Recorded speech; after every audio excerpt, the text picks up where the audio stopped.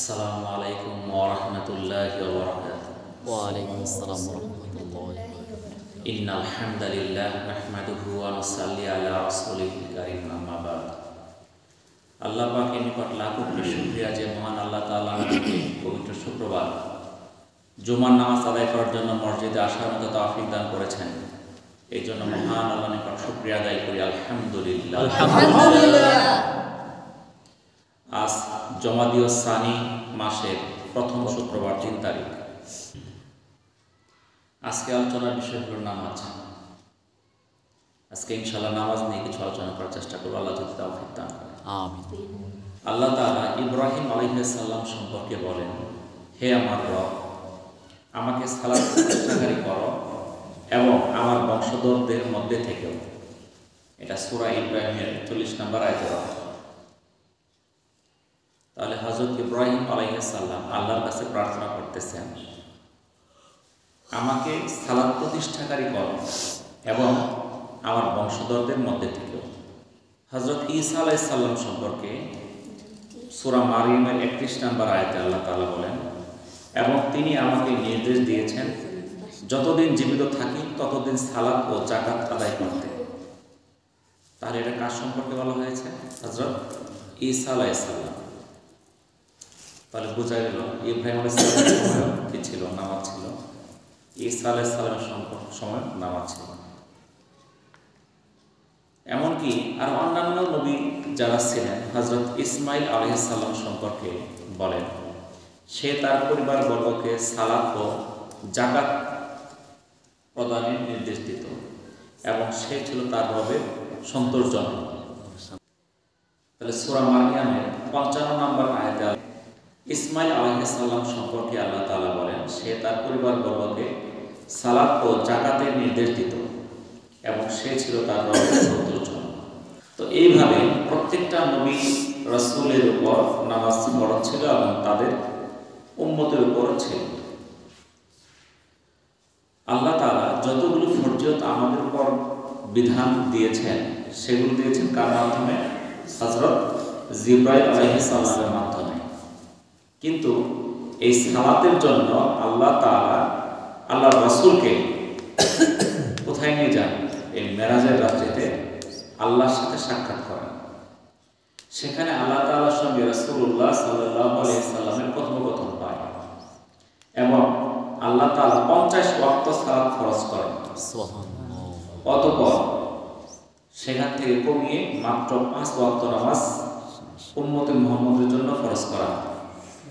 তবে যারা এই ৫ ওয়াক্ত নামাজ আদায় করবে, আল্লাহ তাআলা তাকে ৫০ ওয়াক্ত নামাজের সমপরিমাণ নেকি দান করবে। সুবহানাল্লাহ। সুসংবাদ না? ৫ ওয়াক্ত পড়লেই ফায়দা কত ওয়াক্তে? ৫০ ওয়াক্তে। রাসূলুল্লাহ সাল্লাল্লাহু আলাইহি ওয়াসাল্লাম বলেছেন, মানুষ এবং শিরক কুফরের মধ্যে পার্থক্য সালাত ছেড়ে দেওয়া। এটা সহিহ মুসলিমের একটা হাদিস। আল্লাহ রাসূল আরো বলেন, আমাদের ও তাদের মধ্যে যে পার্থক্য তা হলো সালাত। অতএব যে সালাত ছেড়ে দিল সে কুফরি করল। এটা সুনানে আবু দাউদ, তিরমিজি, ইবনে মাজাহ সহ বিভিন্ন হাদিসের গ্রন্থে আসছে। তো আমরা তো অনেকে সালাত ছেড়ে দিই, আছেন আমাদের মধ্যে। আল্লাহ রাসূল বলতেছেন আমাদের ও তাদের। এখানে আমাদের বলতে বুঝাইছে ঈমানদার, আর তাদের বলতে বোঝানো হচ্ছে কাফিরগণ। তাহলে ঈমানদার আর কাফিরের মধ্যে পার্থক্য কি? সালাত ছেড়ে দেওয়া। যে সালাত পড়ে সে ঈমানদার, আর যে পড়ে না সে সরাসরি কুফরি করল। অনেক ইমামদের মতে যে সালাত আদায় করে না সে মুসলমান না, তার জানাজা নাই, তার জানাজা পড়ার কোনো প্রয়োজন নাই। তো এখানে হলো যে যারা পরহেজগার, নেককার, আমলদার ব্যক্তি, তারা তাদের জানাজায় যাবে না, সাধারণ মানুষ যেতে পারে। ওমর রাদিয়াল্লাহু তাআলা বলেন, যে ব্যক্তি সালাত ছেড়ে দিল ইসলামে তার কোনো অংশ নেই। সালাত পরিত্যাগকারী যারা, তাদের সম্পর্কে কিছু হাদিস। রাসূলুল্লাহ সাল্লাল্লাহু আলাইহি সাল্লাম এক স্বপ্নের বর্ণনায় বলেছেন, তিনি চিত অবস্থায় শায়িত এক ব্যক্তির নিকট আসলেন। এমন অবস্থায় একটি পাথর হাতে দাঁড়িয়ে আছে অন্য একজন, অতঃপর সে উক্ত পাথর দিয়ে তার মাথায় আঘাত করছে, যার ফলে তার মাথা চূর্ণ বিচূর্ণ হয়ে যাচ্ছে, পাথরটি ছিটকে দূরে চলে যাচ্ছে। পুনরায় সে দৌড় নিয়ে পাথরটি নিয়ে আবার ওই সাহিত্য ব্যক্তির মাথায় নিক্ষেপ করছে। ইতিমধ্যে তার মাথাটি ঠিক হয়ে যাচ্ছে। পুনরায় এই ব্যক্তি আপন স্থানে ফিরে গিয়ে ওই একইভাবে যেভাবে প্রথমবার পাথর নিক্ষেপ করেছিল সেইভাবে নিক্ষেপ করছে। নবী করিম সাল্লাল্লাহু আলাইহি সাল্লাম যখন ওই ব্যক্তির ব্যাপারে জিজ্ঞাসা করলেন, তখন দুই ফেরেশতা তাকে অবহিত করেন যে এ তো ওই ব্যক্তি যে কোরআন পড়তো কিন্তু তার প্রতি আমল করতো না এবং ফরজ নামাজ ছেড়ে ঘুমাতো। তো আল্লাহ রাসূল কি দেখলেন? এক লোক শুয়ে রয়েছে, তার মাথার উপরে আরেক লোক বিশাল এক পাথর নিক্ষেপ করতেছে। পাথর নিক্ষেপ করার পর তার মাথাটা চূর্ণ বিচূর্ণ হয়ে যেতেছে, পাথরটা ছিটকে দূরে চলে যেতেছে। ওই পাথরটা আবার নিয়ে আস্তে আস্তে ওই ব্যক্তির মাথা আবার ঠিক হয়ে গেল, আবার পাথর নিক্ষেপ করতেছে। এইভাবে চলতে আছে।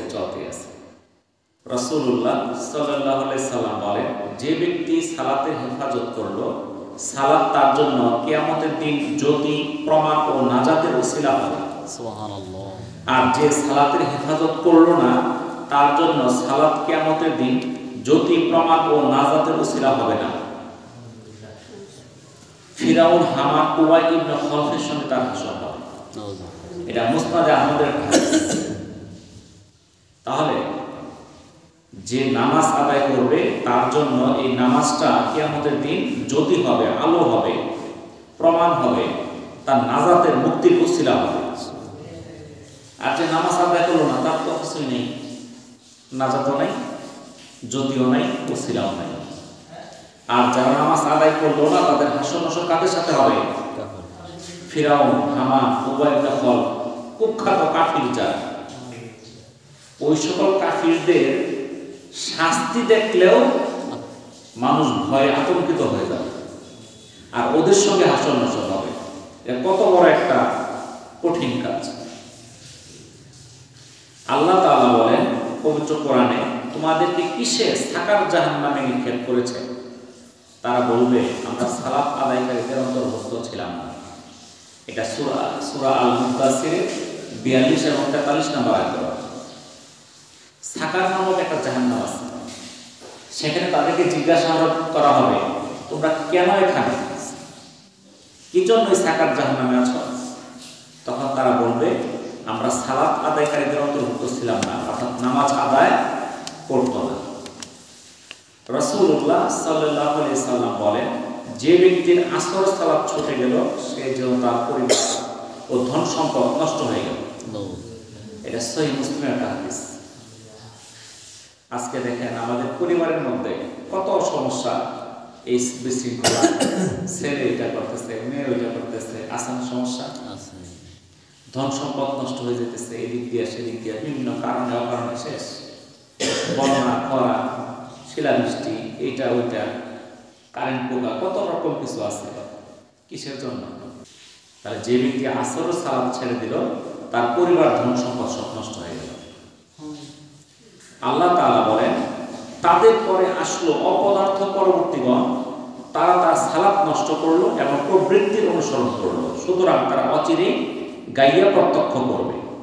যা সূরা মারইয়ামের 59 নম্বর আয়াতের অর্থ। এখন গাইয়া কি? গাইয়া হলো জাহান্নামের একটি নদীর তলদেশ, যার গভীরতা অনেক বেশি, যেখানে রয়েছে রক্ত আর পুজের নিকৃষ্টতম আস্বাদ। এটা তাফসীর ইবনে কাসিরের বর্ণনা। এমন একটা নদী, যে নদীর মধ্যে রক্ত আর পুজ, নিকৃষ্টতম আস্বাদ, সেটা প্রত্যক্ষ করবে কারা? যারা সালাত নষ্ট করলো, নামাজ ছেড়ে দিল, প্রবৃত্তির অনুসরণ করল। তো এত কঠিন হুমকি থাকা সত্ত্বেও আমরা নামাজের দিকে আগায় আসি না। নবী করিম সাল্লাল্লাহু আলাইহি সাল্লাম বলেছেন, আল্লাহ বান্দার উপর 5 ওয়াক্ত সালাত ফরজ করেছেন, যে তা হেফাজত করলো, তার জন্য আল্লাহর প্রতিশ্রুতি যে তাকে আল্লাহ তাআলা জান্নাতে প্রবেশ করাবেন। সুবহানাল্লাহ। এটা সুনানে আবু দাউদ, নাসাই, তিরমিজি, ইবনে মাজাহ সহ বিভিন্ন হাদিসের মধ্যে আসছে। তারা জান্নাতে প্রবেশ করাবেন, আল্লাহ প্রতিশ্রুতি দিয়েছেন। কি শর্তে? যে 5 ওয়াক্ত সালাতের হেফাজত করে। যে ব্যক্তি সালাতের হেফাজত করলো তার জন্য সালাত জ্যোতি এবং প্রমাণ হবে। আল্লাহ তাআলা বলেন, আর সাজদা করো এবং নিকটবর্তী হও। এটা সূরা আলাকের 19 নম্বর আয়াত। অর্থাৎ আল্লাহর নিকটবর্তী হওয়ার একটা শর্ত হলো সালাত আদায় করা। আল্লাহর নিকটবর্তী হওয়ার শর্ত কি? সালাত আদায় করতে হবে। যে সালাত আদায় করবে সে আল্লাহর নিকটতম লোক। নবী করিম সাল্লাল্লাহু আলাইহি সাল্লাম বলেছেন, বান্দা স্বীয় রবের সবচেয়ে নিকটবর্তী হয় সাজদা অবস্থায়। অতএব তোমরা সাজদায় বেশি বেশি দোয়া করো। সহিহ মুসলিম এবং নাসাঈ হাদিস। তাহলে আল্লাহ তাআলা নিকটবর্তী হয় সবচেয়ে কোন আমলের মাধ্যমে? সিজদার মাধ্যমে। আমরা যখন সিজদা করব লম্বা সিজদা দেব, সিজদার মধ্যে বেশি বেশি তাসবিহ পাঠ করব, দোয়া করব। কিন্তু আজকে আমরা দেখা যায় সিজদা কোনো রকম খালি মাথা উঠানি আর নামানি, সময় নেই আমাদের। দুনিয়ার এত কাজকর্ম, আমাদের সিজদা দেওয়ার মতো সময় আমাদের নাই। নবী করিম সাল্লাল্লাহু আলাইহি সাল্লাম বলেছেন, যে কোনো মুসলিম ব্যক্তি সালাতের ওয়াক্ত পেল আর সালাতের জন্য উত্তম রূপে ওযু করলো, যথাযথ খুশু খুজু নিয়ে সালাত আদায় করলো, ঠিকমতো রুকু করলো, এই সালাত তার বিগত গুনাহের কাফারা হবে, যতক্ষণ পর্যন্ত সে কবিরা গুনাহে লিপ্ত না হবে। আর এই ফজিলত সব সময়ের জন্য। এটা সহিহ মুসলিমের হাদিস। তাহলে যে ব্যক্তি সালাতের ওয়াক্ত হইল আর উত্তম রূপে ওযু করে খুশু খুজি ধীর স্থিরের সঙ্গে একাগ্রতার সঙ্গে নামাজ আদায় করলো, রুকু করলো, তার বিগত গুনাহ কাফারা। আব্দুল্লাহ ইবনে মাসউদ রাদিয়াল্লাহু তাআলা আনহু রাসূলুল্লাহ সাল্লাল্লাহু আলাইহি সাল্লামকে জিজ্ঞাসা করেন, সর্বোত্তম আমল কোনটি? তিনি বললেন, সময় মতো সালাত আদায় করা। আব্দুল্লাহ ইবনে মাসউদ রাদিয়াল্লাহু তাআলা আনহু বললেন, তারপর কোনটি? তিনি বললেন, পিতামাতার সহিত সদ্ব্যবহার করা। আবার আব্দুল্লাহ ইবনে মাসউদ রাদিয়াল্লাহু তাআলা আনহু বললেন, আমি বললাম, তারপর কি? তিনি বললেন, আল্লাহর রাস্তায় জিহাদ করা। এটা সহিহ বুখারী এবং মুসলিমের হাদিস, মুত্তাফাকুন আলাইহি। বুখারী মুসলিম দুটো হাদিসের প্রতি এটা আছে। তাহলে সবচেয়ে উত্তম কাজ কি? সময় মতো নামাজ আদায় করা। এর চেয়ে উত্তম কাজ নাই। দ্বিতীয়ত, পিতামাতার সহিত সদ্ব্যবহার করা। 3 নাম্বার, আল্লাহর রাস্তায় জিহাদ করা। সূরা রাদের 28 নম্বর আয়াতে আল্লাহ তাআলা বলেন, জেনে রাখো আল্লাহর জিকিরেই আত্মা প্রশান্ত হয়। সূরা তাহার 14 নম্বর আয়াতে আল্লাহ তাআলা বলেন, আমার জিকিরের জন্য সালাত প্রতিষ্ঠা করো। এই দুইটা আয়াত দ্বারা বোঝাইতেছে আল্লাহর জিকিরে আত্মা প্রশান্ত হয়। আজকে আমাদের মাথা কত টেনশন, টেনশন আর টেনশন, কোনো স্থিরতা নাই। প্রশান্ত হবে কিসের মাধ্যমে? জিকিরের মাধ্যমে। আর জিকিরটা কি? সালাত প্রতিষ্ঠা করা। আমাদের মধ্যে এমন লোক আছে, জিকির করলে চলবো, নামাজ রোজা লাগতো না। আছে না এরকম দল? নবী করিম সাল্লাল্লাহু আলাইহি ওয়াসাল্লাম বিলাল রাদিয়াল্লাহু তাআলা আনহুকে বলেন, উঠো বিলাল এবং আমাদেরকে সালাতের মাধ্যমে আরামে পৌঁছাও। এবং নবী করিম সাল্লাল্লাহু আলাইহি সাল্লাম বলেন, আমার চক্ষু প্রশান্তি সালাতের মধ্যেই নিহিত রহিয়াছে। এটা সুনানে নাসাঈর হাদিস। তাহলে বিলাল রাদিয়াল্লাহু তাআলা আনহুকে কি বললেন? আমাদেরকে সালাতের মাধ্যমে আরাম পৌঁছাও। আমরা যে আরাম চাই, সালাত আদায় করতে হবে। আপনি দেখবেন যারা কাজকর্ম করে, যখন নামাজটা পড়ে আবার কাজ শুরু করে, তার আগের যত ক্লান্তি আছে সব শেষ হয়ে যায়। বুঝতে পারলেন? আপনি দুপুর পর্যন্ত কাজ করছেন, জোহর নামাজটা পড়লেন, বলেন যে শরীর ফ্রেশ হয়ে গেছে। আর চোখের প্রশান্তি কোনটা? সালাত। আল্লাহ তাআলা বলেন, যে আমার স্মরণে বিমুখ থাকবে অবশ্যই তার জীবন যাপন হবে সংকুচিত এবং আমি তাকে কিয়ামতের দিন অন্ধ অবস্থায় উঠাবো। এটা সূরা তাহার 124 নম্বর আয়াতের অর্থ। তাহলে যে ব্যক্তি আল্লাহর স্মরণে বিমুখ, আল্লাহ স্মরণ করে না, আল্লাহর কথা তার মনে থাকে না, তার জীবনটা অত্যন্ত সংক্ষিপ্ত, সংকুচিত। যেখানে যাবে সেখানে বাধা, বাধার বাধা। আর তাকে কিয়ামতের ময়দানে উঠানো অন্ধ অবস্থায়, যেখানে কোনো সাহায্যকারী থাকবে না। আল্লাহ তাআলা বলেন, তোমরা ধৈর্য ও সালাতের মাধ্যমে সাহায্য প্রার্থনা করো। সূরা বাকারার 45 নম্বর আয়াতে কি বললেন আল্লাহ তাআলা? তোমরা প্রার্থনা করো ধৈর্য আর সালাতের মাধ্যমে। এখন আমরা আল্লাহর কাছে কান্নাকাটি করি, অনেক কিছু চাই, কিন্তু নামাজ আদায় করি না, তাহলে হবে? আরেক সাথে বলি সূরা আল মুমিনের 1 এবং 2 নম্বর আয়াতে আল্লাহ তাআলা বলেন সালাতের রয়েছে ইহকাল ও পরকালের সফলতা। সালাতের মধ্যে কি রয়েছে? ইহকাল আর পরকাল দুইটাতেই সফলতা। আল্লাহ তাআলা বলেন অবশ্যই মুমিনগণ সফলকাম হয়েছে যারা নিজেদের সালাতে বিনম্র এবং নম্র, যারা নিজেদের সালাতে বিনয় এবং নম্র। এটা সূরা আল মুমিনের 1 এবং 2 নম্বর আয়াতে। আল্লাহ তাআলা আরো বলেন নিশ্চয় সাফল্য লাভ করবে যে পবিত্রতা অর্জন করে এবং তার রবের নাম স্মরণ করে এবং সালাত আদায় করে। এটা সূরা আলার 14 এবং 15 নম্বর আয়াতের অর্থ। তাহলে আমরা আল্লাহ তাআলা যে কোরআনে আয়াতগুলো দিয়েছেন এর অর্থ তো আমরা জানা দরকার। কি বলবো? বলে দিল মুমিনগণ কি সফল কাম, কারা? যারা সালাতে বিনয় এবং নম্র। আর নিশ্চয় সাফল্য লাভ করবে কারা? যারা রবের স্মরণ করে আর সালাত আদায় করে। তাহলে সাফল্য পাইতে চাইলে শর্তটা কি? আল্লাহকে স্মরণ করতে হবে, সালাত আদায় করতে হবে, এটা হল শর্ত। এটা বাদ দিয়া আপনি যত পরিশ্রমী করেন কোনো সফলতা আসবে না। আল্লাহ তাআলা বলেন এবং তোমার পরিবার বর্গকে সালাতের আদেশ দাও আর তাতে অবিচল থাকো। আমরা তোমার নিকট কোনো রুচি চাই না, আমরাই তোমাকে রুচি দেই এবং শুভ পরিণাম তো তাকওয়াধারীদের জন্য। সূরা তাহা 132 নম্বর আয়াত। তো আল্লাহ তাআলা বলতেছেন তোমার পরিবার বর্গকে কি করো? সালাতের আদেশ দাও। আমাদের পরিবার বর্গকে সালাতের আদেশ কয়জন দেই বলেন তো দেখি? সবকিছু আদেশ দিই, কিন্তু নামাজ পড়ার জন্য আদেশ করি না। আল্লাহ তাআলা নির্দেশ দিয়েছেন তোমার পরিবার বর্গকে কি করো? নামাজের আদেশ করো এবং তাতে অবিচল থাকো। কারণ আল্লাহ তাআলা আমাদের কাছে রুজি চায় না, রুজি তো আল্লাহ তাআলাই আমাদেরকে দেয়। আর শুভ পরিণাম কাদের জন্য? তাকওয়াধারীদের জন্য। ইবনে কাসির রাহিমাহুল্লাহ এই আয়াতের তাফসিরে বলেন তুমি সালাত প্রতিষ্ঠা করো এমন ভাবে তোমার নিকট রুজি আসবে যার ধারণাও তুমি করতে পারবে না। আপনি সালাত আদায় করবেন, আপনার রুজি কোত্থেকে আসবে আপনি ধারণা করতে পারবেন রুজি আপনার কেমনে আসতেছে। আপনি কখনো আটকাবেন না, বিপদ আসতেছে একটার পর একটা, কোন দিক দিয়ে ছেড়ে দিতেছে আপনি খুঁজে পাবেন না। আপনি দেখেন প্রমাণ করে। কিন্তু আমরা তো 7 দিন নামাজ পড়লে 15 দিন করি না। এই নামাজ দিয়ে কাজ হবে না। আমাদেরকে নামাজ 5 ওয়াক্ত পড়তে হবে এবং বিশ্বাস রাখতে হবে। সালাত, আত্মার যাকাত, পবিত্রতা, পরিচ্ছন্নতা। সালাত অন্যায় ও অশ্লীলতা থেকে বাঁচার এক দুর্গ। আল্লাহ তাআলা বলেন তুমি পাঠ করো কিতাব থেকে যা তোমার প্রতি ওহী করা হয়েছে এবং সালাত প্রতিষ্ঠা করো। অবশ্যই সালাত অশ্লীল ও মন্দ কাজ থেকে বিরত রাখবে। সূরা আনকাবুতের 45 নম্বর আয়াতের অর্থ।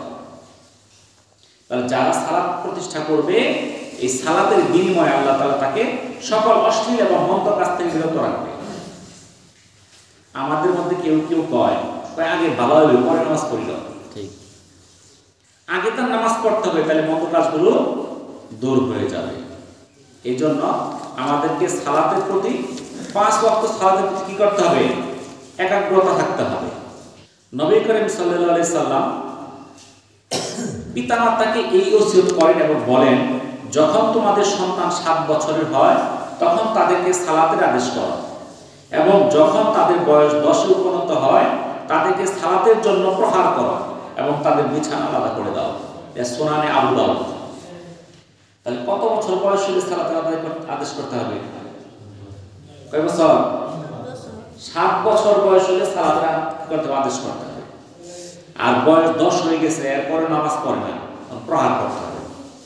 খাওয়া বন্ধ, টাকা পয়সা বন্ধ, লেখাপড়া বন্ধ, সব বন্ধ, আগে নামাজ পড়তে হবে। কি বলেন? আজকে আমাদের মধ্যে আছে আমরা 7 বছর হলে স্কুলে যাও, স্কুলে না গেলে পিট না, নামাজ না পড়লে কিছুই না। বড় লোক পরে পড়বনি নাকি কর, কিন্তু কাঁচায় না নোয়ালে বাস পাকলে করে টাস টাস।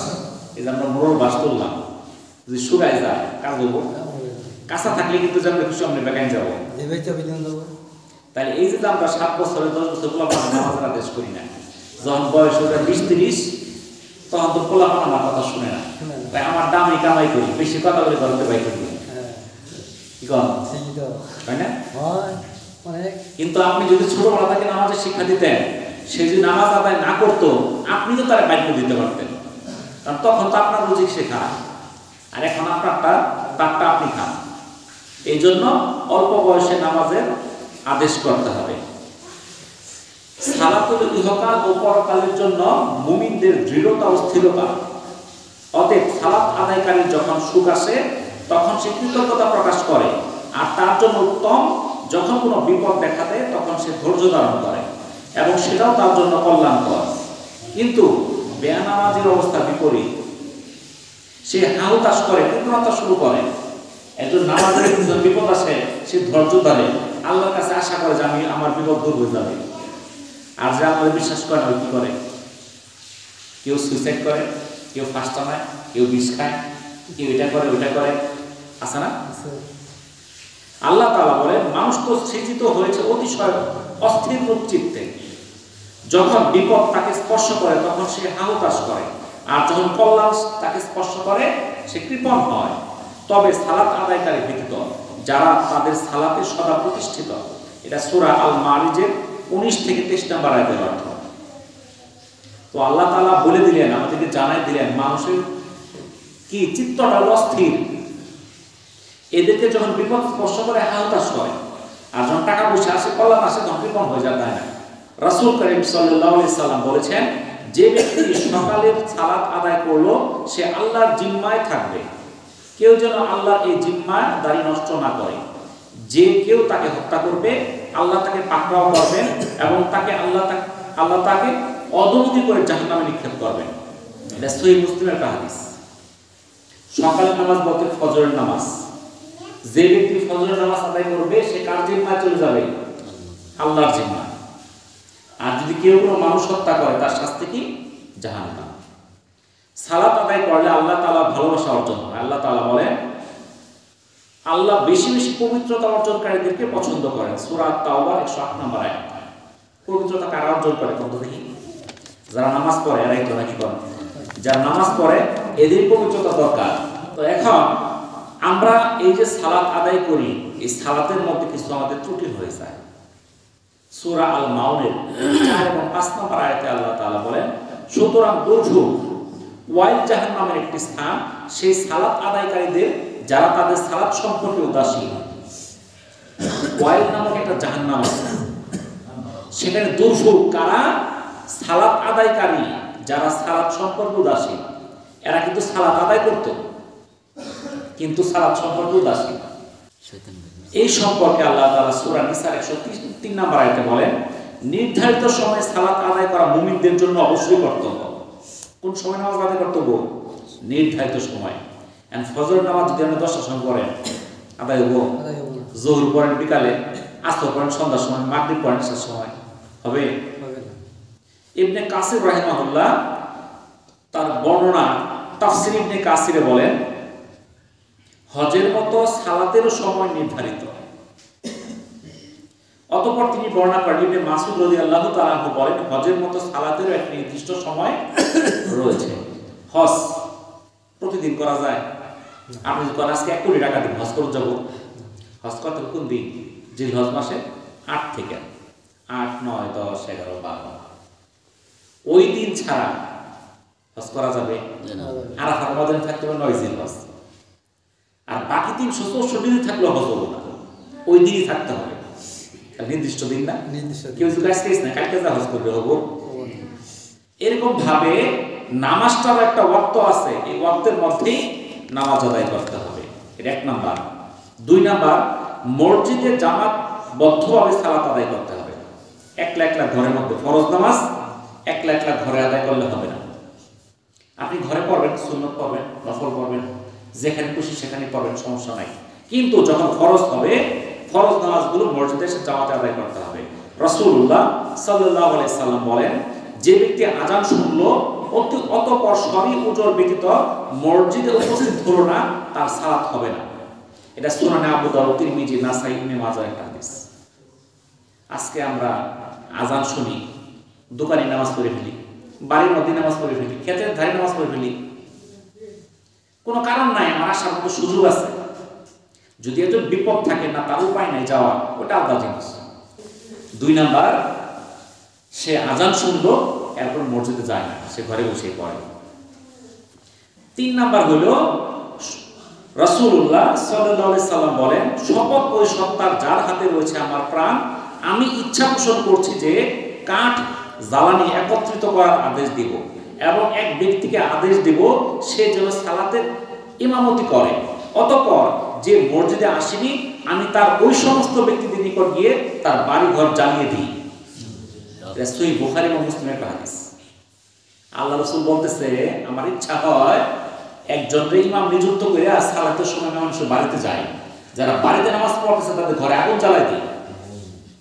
কি জন্য জ্বালাই না? নারী আর শিশু আছে। তো সালাতের মধ্যে কিছু কিছু সালাতের ফজিলত অনেক বেশি, যেমন ফজর আর এশা। রাসূলুল্লাহ সাল্লাল্লাহু আলাইহি সাল্লাম বলেন, এশা ও ফজর সালাতে কি ফজিলত রয়েছে মানুষ যদি তা জানতো তবে উক্ত সালাতে হামাগুড়ি দিয়ে হলেও উপস্থিত হতো। এটা সহিহ বুখারী এবং মুসলিম। দেখবেন যে ফজর নামাজ মুসলিম কমে গেছে শীত, কিন্তু এর ফজিলতটা কতটা জানলে মানুষ হামাগুড়ি গড়াগড়ি দিয়ে হলেও মসজিদে আসতো। রাসূল করিম সাল্লাল্লাহু আলাইহি সাল্লাম বলেন, যে ব্যক্তি এশার সালাত জামাতে আদায় করলো সে যেন রাত্রির অর্ধাংশ ইবাদতে লিপ্ত থাকলো, আর যে ফজরের সালাত জামাতে আদায় করলো সে যেন পূর্ণ রাত্রি সালাত আদায় করলো। এটা সহিহ মুসলিমের একটা হাদিস। তাহলে যে ব্যক্তি ফজরের নামাজ আর এশার নামাজ এই 2টা নামাজ জামাতের সঙ্গে পড়ে সে সারা রাত্র ইবাদতের মধ্যে গণ্য হবে। রাসূলুল্লাহ সাল্লাল্লাহু আলাইহি সাল্লাম বলেন, ফজরের সুন্নত 2 রাকাত সালাত দুনিয়া এবং তার মধ্যে যত কিছু আছে তা অপেক্ষা উত্তম। তাহলে ফজরের সুন্নত নামাজটার গুরুত্ব অনেক বেশি। পবিত্র কোরআনে আল্লাহ তাআলা বলেন, সেই সব মুমিন সফলকাম যারা সালাতে বিনয়াবনত। এটা সূরা মুমিনুনের 1 এবং 2 নম্বর আয়াতের অর্থ। আমরা নামাজের সময় মাথা চুলকাই, কান চুলকাই, মশা মারি নাকি কোন এদিক সেদিক কেউ কেউ আছে তাকায়ও থাকে। তো আল্লাহ তাআলা বলেন, সফলকাম মুমিন কারা? যারা সালাতের মধ্যে বিনয়াবনত থাকে। রাসূলুল্লাহ সাল্লাল্লাহু আলাইহি সাল্লামের কাছে জনপ্রিয় ব্যক্তি সংক্ষেপে উপদেশ চাই। রাসূলুল্লাহ সাল্লাল্লাহু আলাইহি সাল্লাম বলেন, যখন তুমি সালাতে দণ্ডায়মান হবে তখন এমন ভাবে সালাত আদায় করো যেন এটি তোমার জীবনের শেষ সালাত। এটা ইবনে মাজার হাদিস। এই প্রসঙ্গে রাসূলুল্লাহ সাল্লাল্লাহু আলাইহি সাল্লাম আরো বলেন, আপনি এমন ভাবে আল্লাহর ইবাদত করুন যেন আপনি তাকে দেখছেন, আর যদি আপনি তাকে দেখতে না পান অবশ্যই বিশ্বাস রাখবেন আল্লাহ আপনাকে দেখছেন। এখন তো নামাজ আদায় করি, আমি তো আল্লাহকে দেখতেছি না, তো আল্লাহ যে আমারে দেখতেছে এটা তো সন্দেহ নাই। তাইলে আমার নামাজের মনোযোগ কোথায় যায়? তাহলে নামাজ একটা এমন একটা আমল যেটা ছাইরা দেওয়া মানে কি কুফরির মধ্যে ঢুকে যাওয়া। এই নামাজকে ত্যাগ করা যাবে না। আমাদেরকে 5 ওয়াক্ত নামাজ মসজিদের জামাতের সঙ্গে আদায় করতে হবে। তো আল্লাহ তাআলা আমাদেরকে 5 ওয়াক্ত নামাজ জামাতের সাথে আদায় করার তৌফিক দান করুন। আমরা যে আলোচনাগুলো করলাম আল্লাহ তাআলা আমাদেরকে সবগুলো আমল করার তৌফিক দান করুন। ওয়া আখিরু দাওয়ানা আলহামদুলিল্লাহি রাব্বিল আলামিন। আসসালামু আলাইকুম ওয়া রাহমাতুল্লাহি ওয়া বারাকাতুহু।